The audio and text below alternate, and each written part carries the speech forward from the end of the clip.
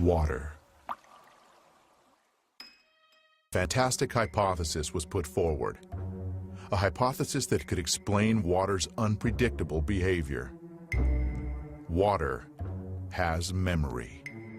Experiments done in many countries around the world have shown that water receives and makes an imprint of any outside influence, remembering everything that occurs in the space that surrounds it. As it records information, water acquires new properties, yet its chemical composition remains unchanged. The structure of water is much more important than the chemical composition. The structure of water means how its molecules are organized. We can see how water molecules join together into groups. These are called clusters. Scientists came up with the idea that these clusters work as memory cells of a certain sort, in which water records the whole history of its relationship with the world, as if on magnetic tape. People don't think when you turn on the light, the water is changing. When you turn on the electric field from the power lines, the water may change. So that is the direction of research. The water, of course, remains water, but its structure, like a nervous system, reacts to any irritation. Modern instruments have made it possible to record the fact that within each of water's memory cells, there are 440,000 information panels, each of which is responsible for its own type of interaction with the environment.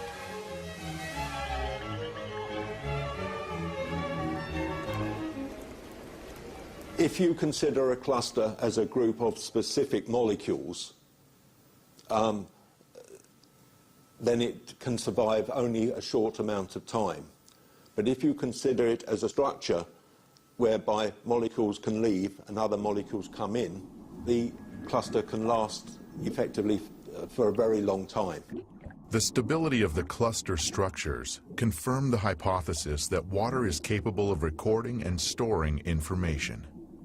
It may be the single most malleable computer, which can, it's like a computer memory.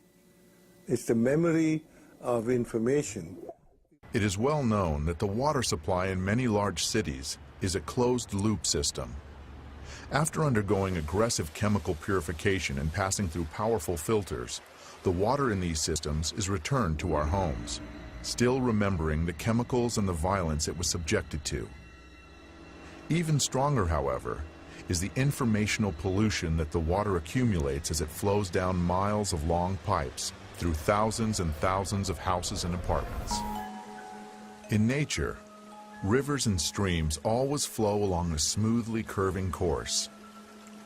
But any water supply system has multiple right-angle turns.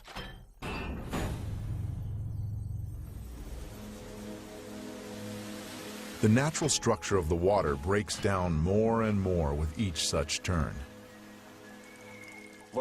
Water from a water supply system which flows into our homes through pipes has various forms, crystals of various forms, but they are all deformed. That is, it may look like this. It can look like this or have these crystals in many other arrangements, but you won't see any symmetry or beauty. Here, the water was frozen in a cryogenic chamber and photographed under the microscope. The crystals of the tap water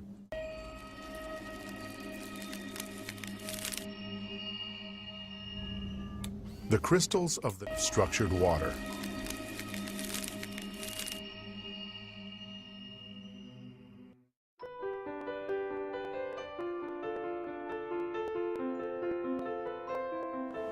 The fluid machine is a multiple vortex.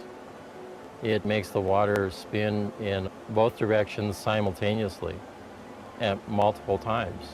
That aspect of vortexing has a great attribute to fixing water, fixing pollution.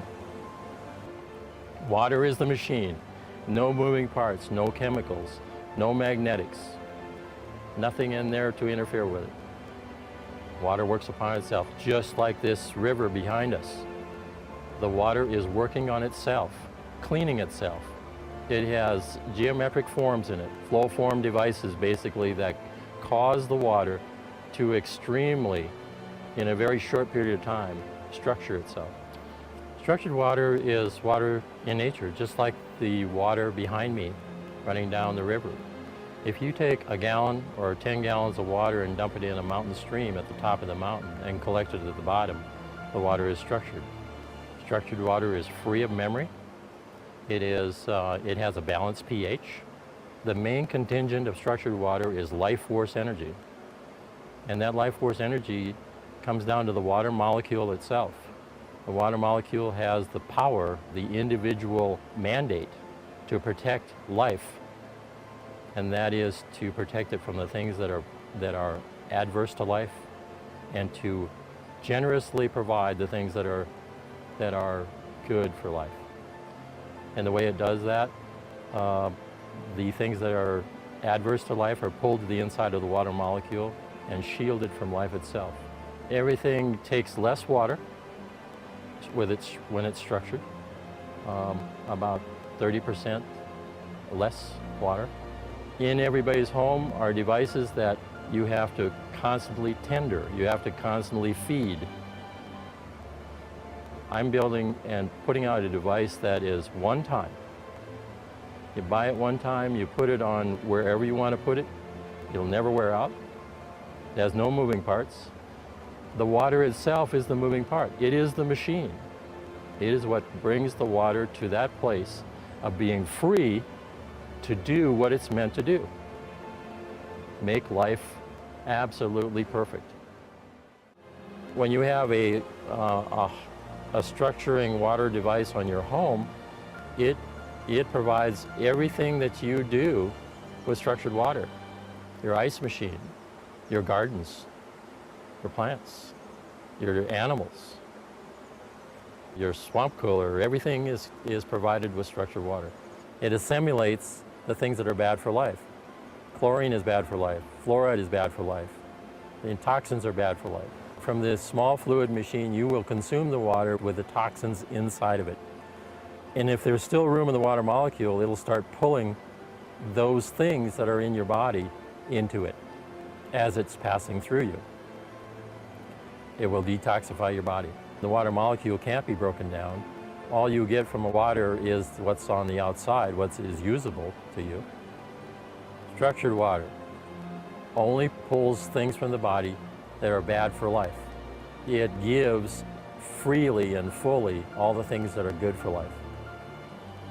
Distilled water, RO water, is hungry water. It has no discerning power, nothing to discern what is good and what is bad. It takes it all.